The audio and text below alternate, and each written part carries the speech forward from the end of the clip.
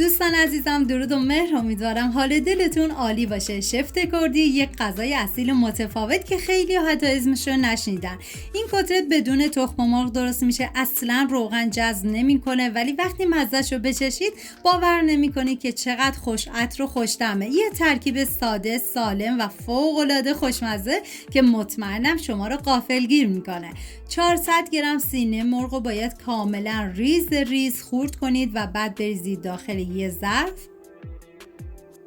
و حالا میریم سراغ بقیه مواد که ما نیاز داریم به 1 عدد پیاز و 2 عدد گوجه فرنگی و نیاز به فلفل دلمه‌ای دارین که من از هر سه رنگ و از هر کدوم نصفی، ولی اگه شما خواستین از یک نوع فلفل دلمه‌ای استفاده کنید از 1 نصفی باید استفاده بشه و طبق تصویر سبزیجات رو برش بزنید. و دوستان عزیزم، خوشحال میشم بدونم از کدوم شهر یا کشور ویدیو منو تماشا میکنید. لطفاً برام در کامنت ها بنویسید.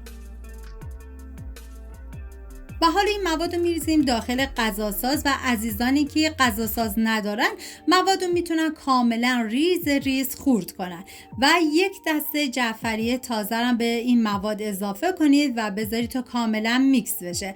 و اینکه من اندازه های دقیق تک تک مواد رو داخل دیسکریپشن نوشتم. و حالا باید آب سبزیجات رو کاملا بگیرید و به سینه مرغ اضافه کنید. ادویه هم شامل زردچوبه، نمک، پودر سیر، فلفل قرمز و پودر تخم گشنیز که پودر تخم گشنیز تو رسیپی اصلیش نبود، پس قابل حذفه. و 1 قاشق غذاخوری رب گوجه فرنگی و 3 قاشق غذاخوری آرد گندم هم نیاز دارین که به بقیه مواد اضافه میکنم و حالا کاملا ورز میدم و به مدت نیم ساعت میذارم داخل یخچال.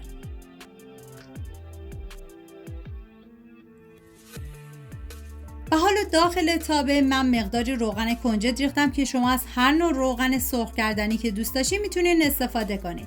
بعد از اینکه داغ شد با استفاده از قالب فلافل من کتلت‌ها رو آماده میکنم که شما میتونید با دستم این کار رو انجام بدید. و بعد از اینکه یه سمت کتلت سرخ شد برمیگردونم و میذارم تا سمت دیگه‌ش هم کاملا سرخ بشه.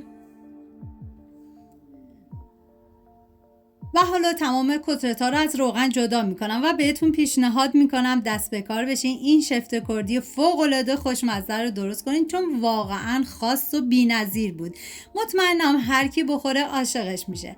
و نیاز به گوجه فرنگی داریم که من از گوجه فرنگی ریز استفاده کردم. شما اگه گوجه فرنگی ریز نداشتین میتونید گوجه فرنگی بزرگ از وسط نصف کنید و بذارید سرخ بشه و بعد از سرخ شدن از روغن جدا کنید.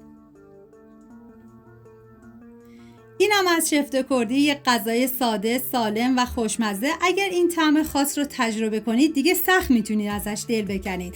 ممنون که تا آخر ویدیو با من بودید. امیدوارم شما هم درست کنید و لذت ببرید. تا یه خوشمزه دیگر، بدرود.